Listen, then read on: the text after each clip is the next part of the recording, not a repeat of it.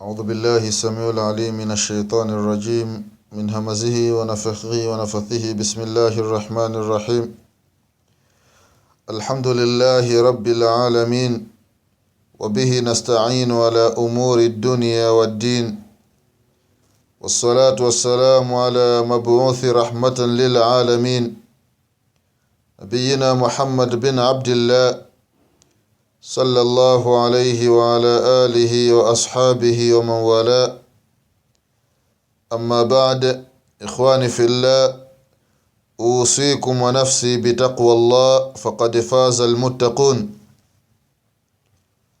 Ndugu zangu katika iman, baada ya kumshukuru Allah subhanahu wa ta'ala, Allah ambaye kwa rehema zake na mapenzi yake ametuwafikisha kukutana sehemu kama hii kwa ajili ya kukumbushana mawili matatu yanayohusiana na dini yetu. Ndugu zangu katika iman, rehema na amani za Allah zimwendee kiongozi wa umma, mtukufu wa daraja, muombezi wetu Nabii Muhammad sallallahu alayhi wasallam, pamoja na ahli zake na masahaba wake na Waislamu wote kwa ujumla watakaofuata mwenendo wake mpaka siku ya kiyama. Ndugu zangu katika iman, na kuhusieni pamoja na kuihusia nafsi yangu katika swala la kumcha Allah tabaraka wa taala. Waislam, leo insha Allah kwa dakika chache hizi tutakumbushana kuhusiana na fadlu la ilaha illa Allah, ubora, utukufu wa Muislam kuwa na kalimatu tauhid, kuwa na neno la ilaha illa Allah ndani ya maisha yake. Ndugu zangu katika iman, kalimatu tauhid, neno hili fupi la ilaha illa Allah, neno ambalo Mwenyezi Mungu Subhanahu wa Ta'ala kwa sababu ya neno hilo kaumba mbingu na ardhi. Kwa sababu ya la ilaha illa Allah, Allah Subhanahu wa Ta'ala kateremsha vitabu. Kwa sababu ya la ilaha illa Allah, Allah tabaraka wa Ta'ala ametuma mitume. Kwa sababu ya la ilaha illa Allah, Allah tabaraka wa ta'ala kaumba pepo na moto. Ndugu zangu katika iman, fariqun fil janna wa fariqun fis sa'ir, kuna kundi litakuwa katika pepo na kuna kundi litakuwa katika moto wa jahannam. Kitu gani kitachotenganisha ndugu zangu katika iman hawa kuwa min ashabil yamin, watu wa upande wa kulia, na hawa kuwa min ashabi shimal, watu wa upande wa kushoto? Ni kwa sababu ya neno la ilaha illa Allah. Ndugu zangu katika iman, katika hadithi ambayo kaipokea sahaba mtukufu Abu Dharr al-Ghaffari radhiyallahu anhu arda, hadithi ambayo kaipokea al-Imam Ibn Hibban katika sahihi yake, na vile vile al-Imam an-Nasa'i katika sunani yake, na vile vile al-Imam Tirmidhi katika sunani yake, na vile vile al-Imam Ahmad ibn Hanbal katika musnadi wake. Hadithi ambayo vile vile kaitaja Sheikh al-Albani rahimahullah katika silsilatul ahadithi sahiha, hadithi ya 826. Anasema Mtume sallallahu alayhi wasallam ya kwamba atani Jibril, siku moja amenijia malaika Jibril alayhi salam. Baada ya mtume wetu Muhammad sallallahu alayhi wasallam kujiliwa na malaika Jibril ambaye ni kiongozi wa malaika. Ndugu zangu katika imani, kwa sababu kila kitu kina uongozi. Katika binadamu kuna waongozi, ama ikiwa mfano katika masala ya swala kuna imam, ambaye anawaongoza watu katika nchi, kuna rais au kuna mfalme. Na vile vile ndugu zangu katika imani, katika malaika wa Allah tabaraka wa taala wapo na kiongozi. Kiongozi wa malaika wote ni Jibril alayhi salam.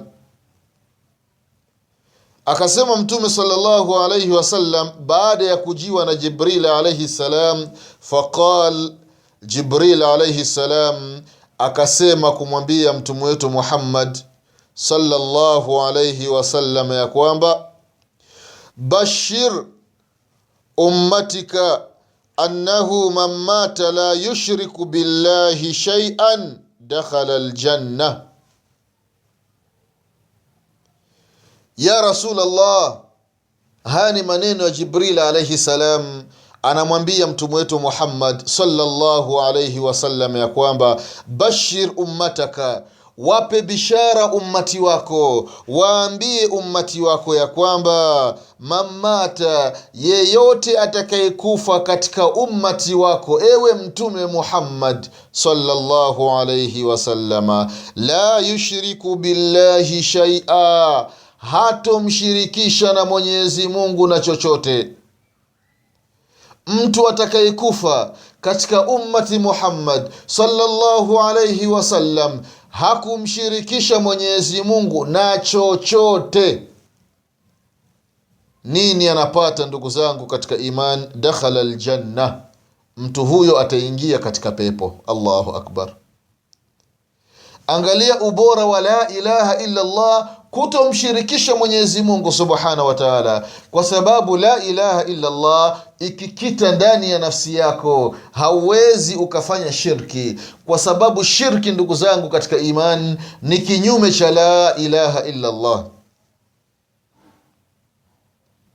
Qultu ya Jibril, mtume wetu Muhammad sallallahu alayhi wasallam akaelekeza maneno kwa Jibril alayhi salam kwa kusema, ewe Jibril, wa in saraka wa in zana, hata huyo ambaye hakumshirikisha Mwenyezi Mungu subhanahu wa ta'ala akaiba na akazini, ataingia katika hiyo pepo ya Allah tabaraka wa ta'ala.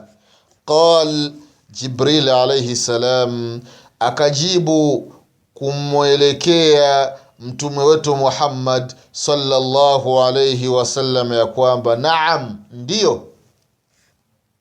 Qultu, mtume sallallahu alayhi wasallam akaendelea tena kumwambia Jibril alayhi salam na kumuuliza vizuri, wa in saraka wa in zana, hata kama akiiba na akizini wa Jibril alayhi salam ataingia katika pepo ya Allah tabaraka wa taala. Qal Jibril alayhi salam akaendelea kutoa majibu kumwambia mtume wetu Muhammad sallallahu alayhi wasallam ya kwamba naam, ndiyo, hata kama akiiba na akazini. Qultu, mtume sallallahu alayhi wasallam hakuchoka kumuuliza Jibril alayhi salam mara ya tatu, akasema wa in saraka wa in zana, hata kama huyu ambaye hamshirikishi Mwenyezi Mungu subhanahu wa ta'ala na chochote, akiiba na akazini ataingia katika pepo ya Allah tabaraka wa ta'ala.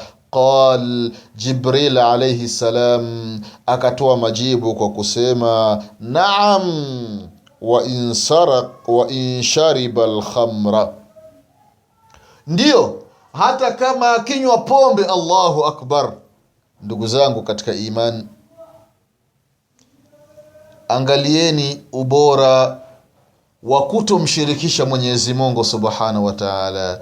Angalia ubora wa Muislamu kuwa na tauhidi, kwa sababu ukiwa na tauhidi ndugu zangu katika imani unakuwa na amani ndani ya nafsi, unakuwa na amani ndani ya mji. Ndugu zangu katika imani, ukiwa na tauhidi utaishi kwa salama. Ukiwa na tauhidi utakuwa huna wasiwasi baada ya kufa kwako. Ukiwa na tauhidi siku ya kiyama hutokuwa katika watu wenye kuhuzunika. Ndugu zangu katika imani, hii ni bishara Jibril alayhi salam anamwambia mtume wetu Muhammad sallallahu alayhi wasallam, ya Rasulullah, usiwe na hofu kabisa wala usihuzuniki yeyote katika ummati wako atakayekufa, lakini sharti kubwa hakumshirikisha Mwenyezi Mungu Subhanahu wa Ta'ala, akawa ni mtu wa tauhidi, lakini haya mengine akayafanya,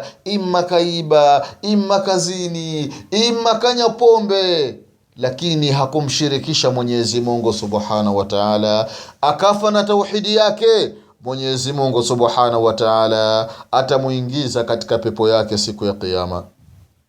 Allahu akbar, Allahu akbar, Allahu akbar.